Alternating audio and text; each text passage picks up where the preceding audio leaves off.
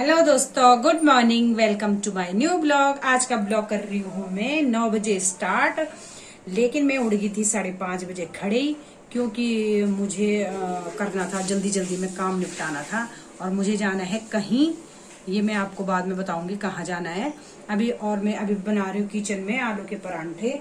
ये स्टफिंग तैयार हो गई है, आटा गूंदा हुआ है और जल्दी जल्दी में बना रही हूँ मैं परांठे। तो आपको बताऊंगी मैं कहाँ जा रही हूँ, तो आप बने रहे वीडियो में। Let's see. ये मसाला गीला हो गया थोड़ा, ये सोनी ने वो करा था, छिले हैं, ये पता नहीं क्या करा उसने, पानी पानी का लगने से आज ये बहुत गीले हो गए। थोड़ा मुश्किल हो रहा बनाने में।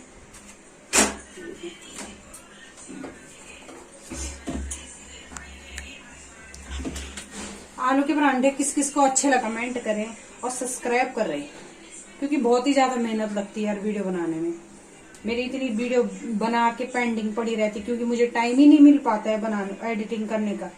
घर का बहुत सारा काम हो जाता है बच्चों के साथ, तो मैं कर ही नहीं पाती हूँ।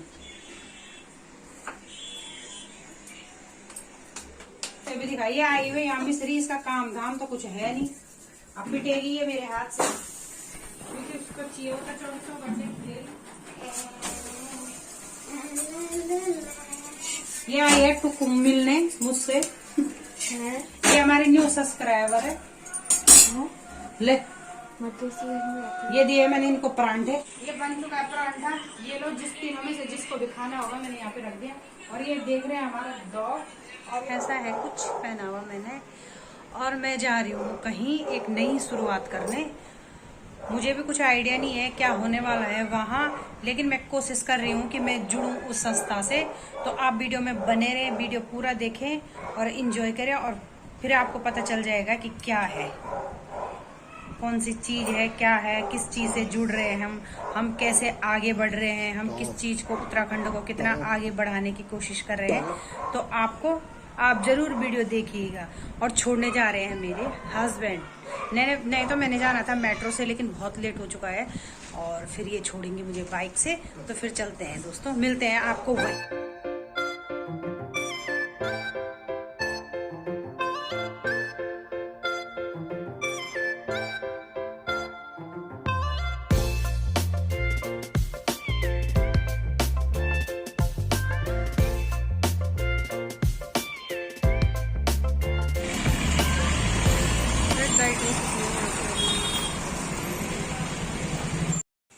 ये है चाणक्यपुरी, और ये है हॉस्पिटल इधर, और साथ में है इधर अम्बेसियाँ, क्योंकि ये है डिप्लोमेटिक एरिया है। तो देखिए अच्छा लग रहा है इधर, ग्रीन ग्रीन सा।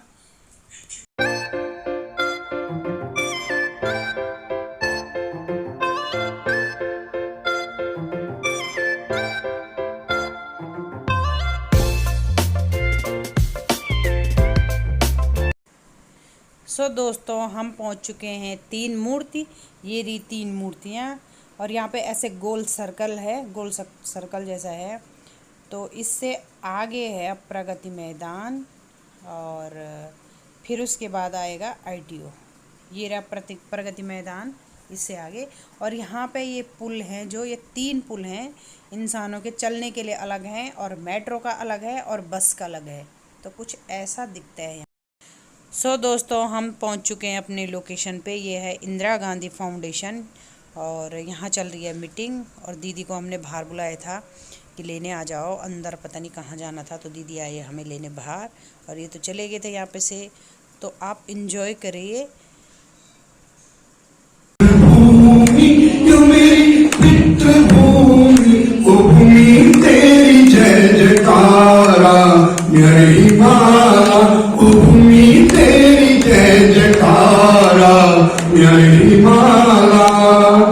बद्री के दारा का द्वार छाना, बद्री के दारा का द्वार छाना, मेरा कंठल हरिवाला मेरी माला, मेरा कंठल हरिवाला मेरी माला। वो और लोग आएंगे जो आंदोलन करेंगे, लेकिन विचारधारा हमारे गीत हमारे। तो मुझे लगता है कि शायद गिरदा को वो लोग मिल चुके हैं जिनकी गिरदा को मिलती है।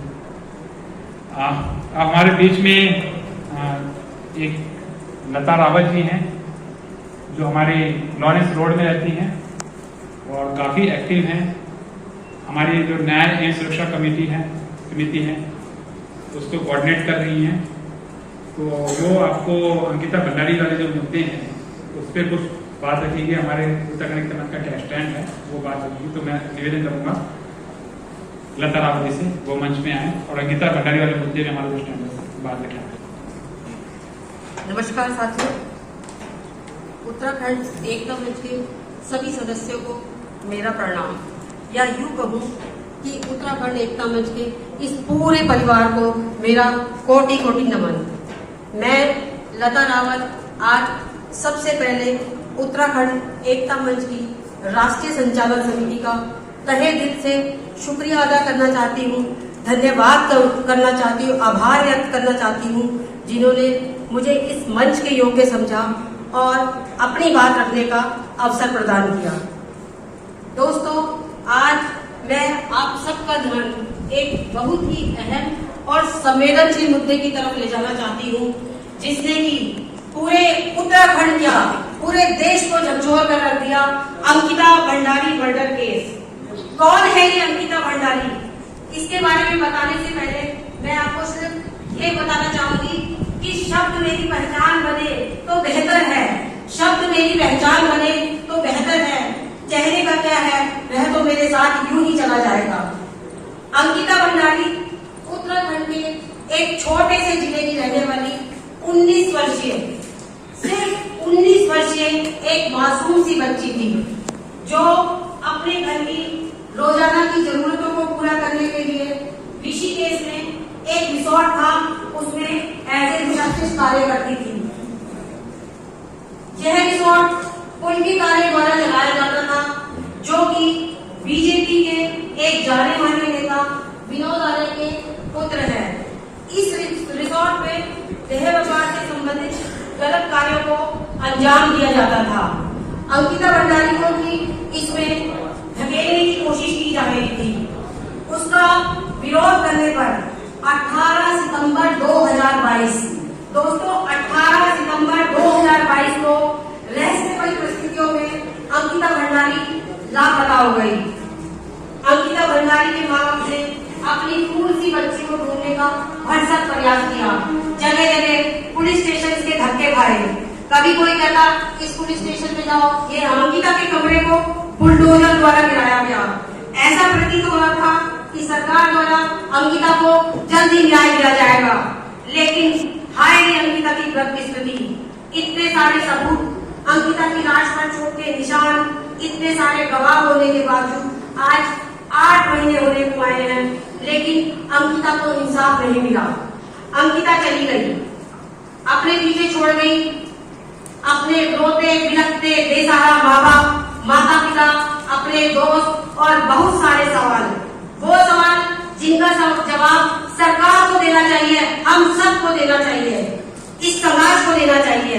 दोस्तों, ये महज एक दुख भरी घटना नहीं है, ये सरकार की नाकामी है, न्याय प्रणाली की नाकामी है, सारे समाज की नाकामी है, हम सब की नाकामी है। जब जब इन प्रावधानों के बारे में हम बात करते हैं, सुनते हैं, हमारा सर शर्म से झुक जाता है। लेकिन कब तक हम झुके रहेंगे?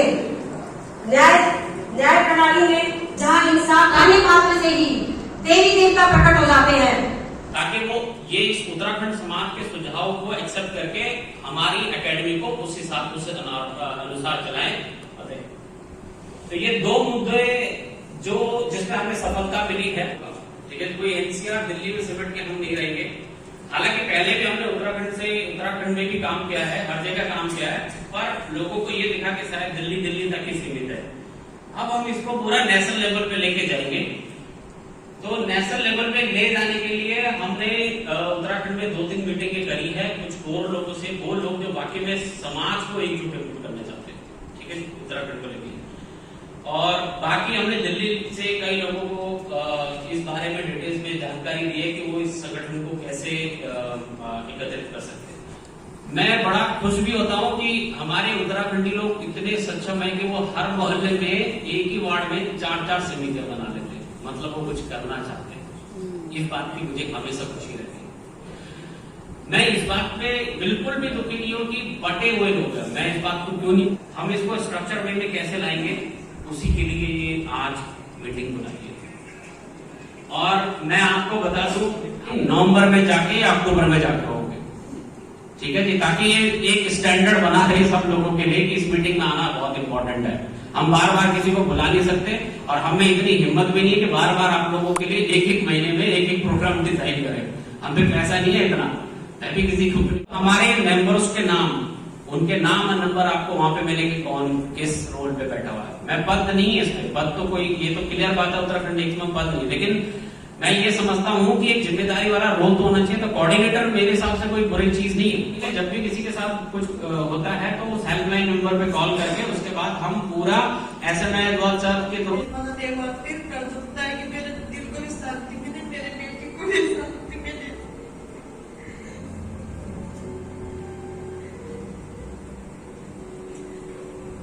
मम्मी तो मेरी शादी की चिंता मत करेगा, क्यों चिंता करती है?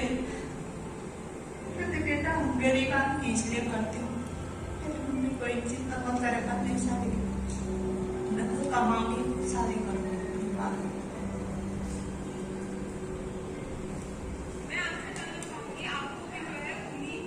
जांच करेगी कि क्या सच में ये अंकिता की ही आवाज है। इस हत्या के बाद उत्तराखंड के लोगों में आक्रोश है, सीने में आग धधक रही है, गुस्से में लोग बेकाबू हो रहे हैं। अंकिता के पिता ने अपनी लाठी आलो दुनी में जदिन चोरनी भलाना कह को चोरनी चलाना, जदिन चोरनी भलाना कह को चोरनी चलाना, जता एक दिन को आलो दुनी में, ओ जता एक दिन को। और दूसरी खासियत यह है कि जितने भी लोग हैं आज भी अगर किसी संगठन पर, उत्तराखंडियों के संगठन पर भरोसा करते हैं तो वो नाम उत्तराखंड एकता मंच का है। और ये सब आपके संगठनों का नतीजा है। आपने जो विगत 9-10 सालों में सड़कों पर उतर के जनहितों के लिए बार बार आवाज उठाई है, चाहे वो किरण बेगी का मामला हो, हमने महापंचायत 2014 में जंतर मंतर पे की थी और उसमें हमारे 3 मुख्य मुद्दे थे, जिसमें सामाजिक सुरक्षा एक अहम मुद्दा था, हमारी उत्तराखंडियों की भाषा और उसकी संस्कृति का मुद्दा था, और उसके बाद फिर हमने रामलीला मैदान में। और दोस्तों अब हो चुका है ये लंच ब्रेक। भाषण तो बहुत सारे थे, इतने में डाल भी नहीं सकती हूँ, और बहुत सारी चीज़ें कुछ सीखने को मिली हैं। तो अब लंच करते हैं और फिर आप बने रहे वीडियो में।